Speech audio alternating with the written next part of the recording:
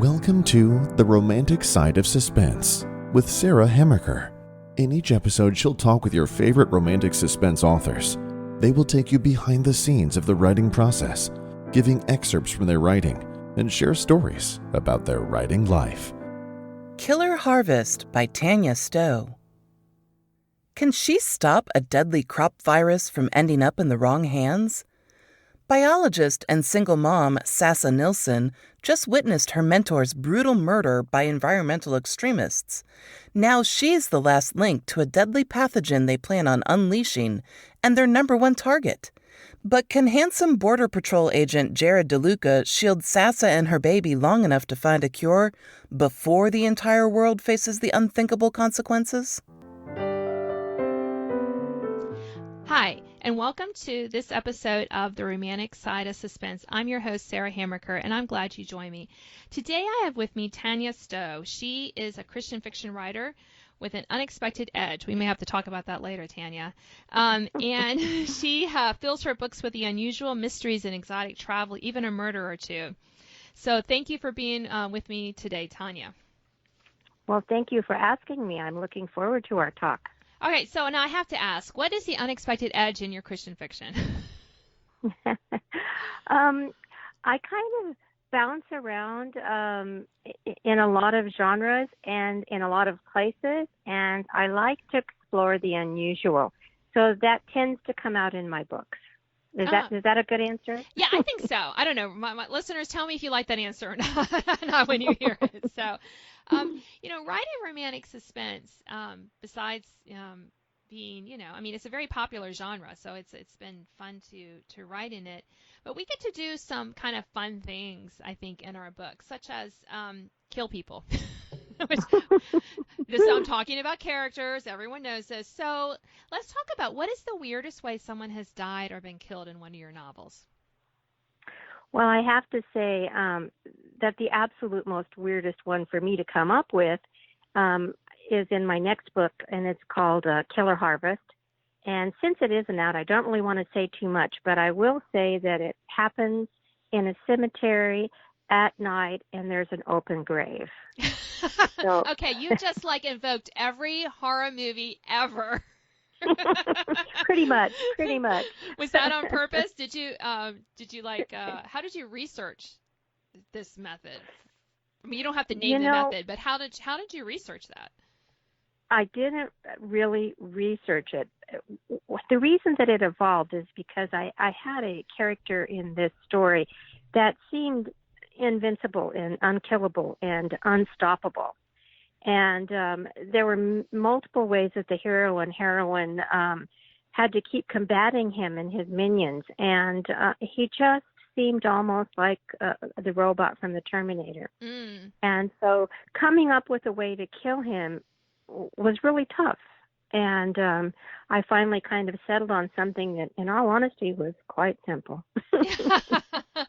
Yeah. And isn't it right? Because you want it to be believable. I mean, we've all read books, seen movies, watched TV, and you're like, seriously, that's how they died? Right. I mean, it doesn't make any sense to the plot. And I think that you have to, it has to be realistic, because there are some of those, TV shows that they feel like you just kept trying to get weirder and weirder and weirder. You're like, really?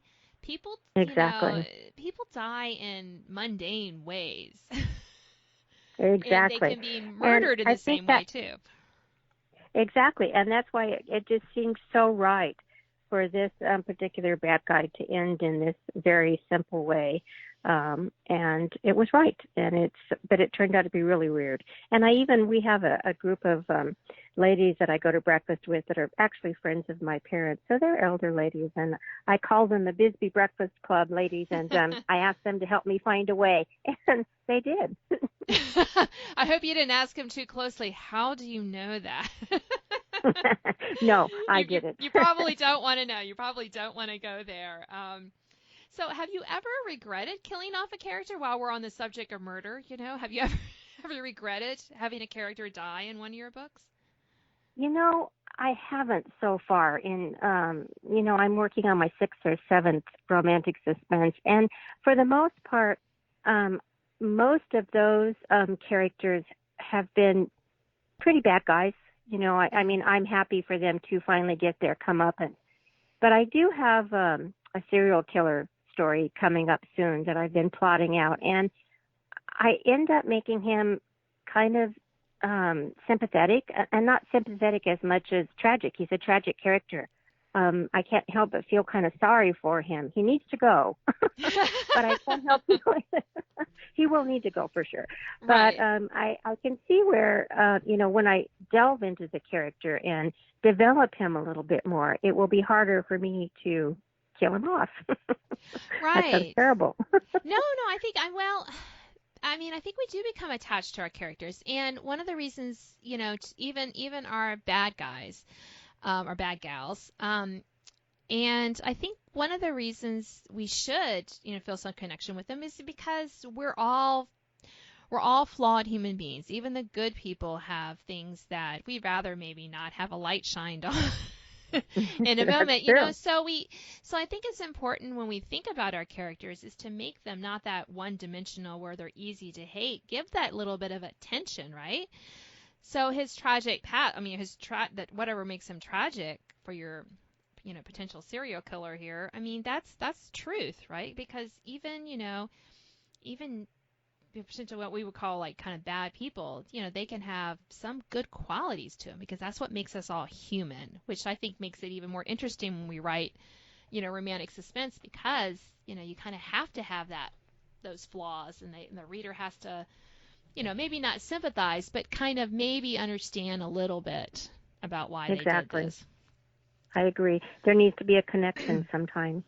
And it makes it more emotive when you are connected to that person. You understand why they have to go, and why maybe the hero or heroine gave them a second and maybe even a third chance, So Right, exactly. But sometimes, they're still so bad, and you're like, okay. It's done. It's over. It's done. Like you need I to said, leave. He needs to go. He's definitely going to need to go, but. Well, I hope you have fun killing him off. So eventually. I hope so too. Yeah. Yeah, I'm going to get there. That's going to be an interesting story to work my way through for sure. So how do you, we talked a little bit about, finding ways to kill our characters, and how, and that's part of the reason that we need to be accurate. You can't have them killed in a way that actually wouldn't kill them or wouldn't make sense. But how do you ensure that your books are accurate? I do a lot of research, a lot. And my husband and I are full-time RV travelers. Oh, lovely. Yeah, it is kind of lovely. I live in a wonderful motorhome, and before everyone starts feeling sorry for me, I have a washer and a dryer, 2 bathrooms, and a king-size bed. So don't feel sorry for me. Oh, I wasn't feeling sorry for you at all. I thought that sounds like fun. It is fun. And what makes it really wonderful for me is that I actually get to travel to the spots that I'm writing about. And that's how I get my inspiration, by the way. We've visited some fascinating places, and it's just been wonderful to be able to get into the area, to feel what's unique about it, to pinpoint some of those unique things and incorporate them into the book. And that's exactly where my ideas come from and where my inspiration comes from. But after that, I have to hit the web or books or people and start really, fleshing out whether or not it could happen or how it should happen. But finding that really unique telltale place is something that I really enjoy. With Killer Harvest that's coming out, I grew up in California. I lived on the beach, but we spent our summers water skiing here in the Central Valley, actually in Kingsburg, where the story is set. So coming up with a suspense novel in the middle of beautiful vineyards and orchards and rivers was kind of hard to do, but I did it.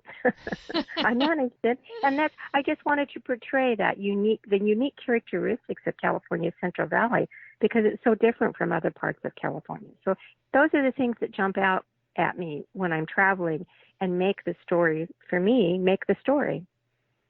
Right. And it is, we do need to know the areas that we're writing with. And thank goodness for the internet, though. I mean, it's really been, you can look up, get pictures. You can do the Google Street View. And I did that for one of my books just to make sure, oh, yeah, they can actually drive down this street. Mm-hmm. It's actually, and where it goes, and trying to find that sort of thing, is just so very helpful because, we can't all pile in our RV and go driving around the country, Tanya. As much as I would love to. Nobody knows that better than me because I'm actually an all-timer, and I published my first book way back in 1994. So I was kind of pre-internet, and researching was like slashing my wrists open because I had 4 small children. I couldn't load up in my RV. Right. So, this is just a dream come true to be able to access things at my fingertips and be there at the same time. So I know that very well. I do. I appreciate it. So now that brings me to, because you're traveling, probably with your spouse, I'm guessing. Yes. Yeah. Mm-hmm. So what does your husband think about your writing romantic suspense? Does he like, oh, come on, do we have to pull over and look at the? No, he's that. I've always wanted to be a writer. I wrote my first book when I was 11 years old. So he kind of came into this situation knowing what he was going to get into. So, he's been really supportive in that aspect. And, because, excuse me, we had 4 children. So at one point in time, I couldn't work and I was at home with the kids and everything. And he was really always supportive. I like to say he supported my addiction back in those days. I love that. So that's great. It's so very true. Well, and we need that family support, I think, to help us when we get discouraged and to help us just keep pressing on. And my family knows that they may be at any given time the subject. The names will be changed, but they could be included in my book. Oh, no. So, of course, I do really check with them, but they know it may go into my book. In fact, I have quite a few of them now say, Mom, that's worth writing about. Oh, well, that's good. Yeah, I wrote before, I switched to more fiction. I wrote a book on parenting, on sibling rivalry, actually, and I have 4 children as well. Mine are still at home, but I did talk to them. I said, here's the stories I'm going to put in the book.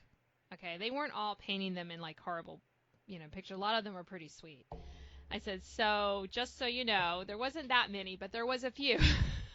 Right. They weren't too happy about it. Yeah, we did. They were fine with it. They were fine, especially because most of them were fairly.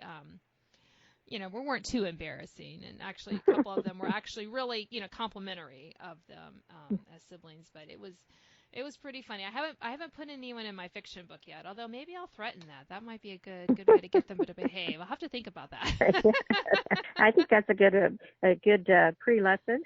Yes, I think so. Or else, right?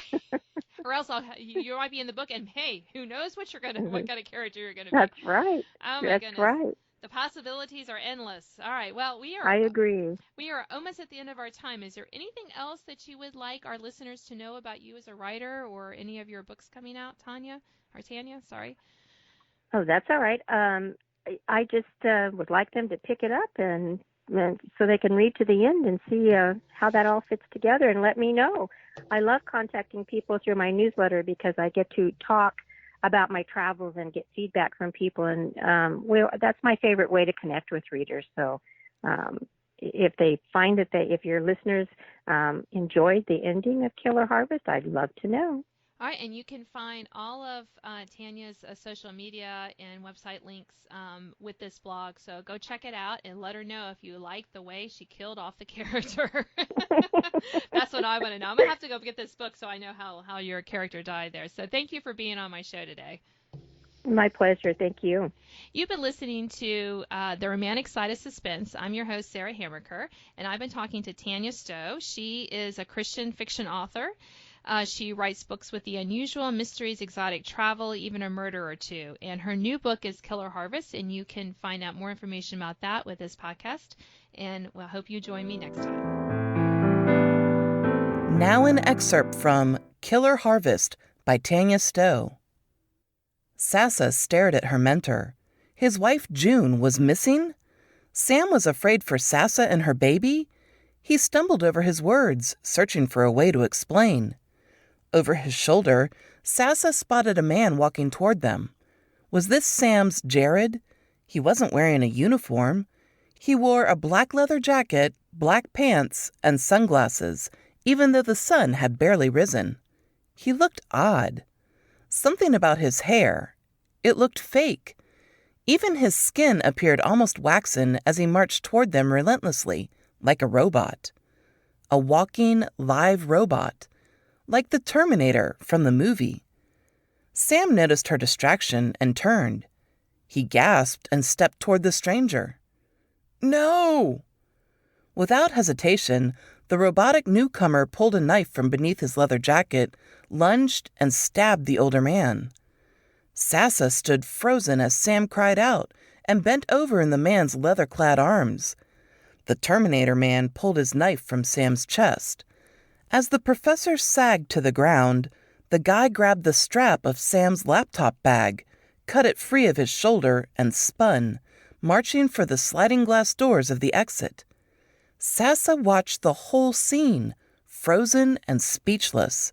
She wasn't able to make a sound until Sam hit the floor. She screamed his name and dropped beside him. Blood flowed from her friend's chest and bubbled from his mouth. Sassa cried out again, knowing Sam was mortally wounded. "Call 911!" she screamed at the other passengers moving toward them. "Someone, call for help!" Sam struggled to speak to her. "Don't talk, Sam. Help us on the way." He shoved his wrist at her, the one holding his ID bracelet. She bent over him. "Please, don't move." Tears fell onto his wrist and the bracelet, tears she didn't even know she was shedding. Sam shook his head again and tried to form a word. She leaned forward to hear him whisper, "Yours." Thanks for listening to The Romantic Side of Suspense with Sarah Hammaker. If you enjoyed this episode, please leave a review. You can sign up to receive notifications of upcoming podcasts and listen to previous editions at sarahhammakerfiction.com.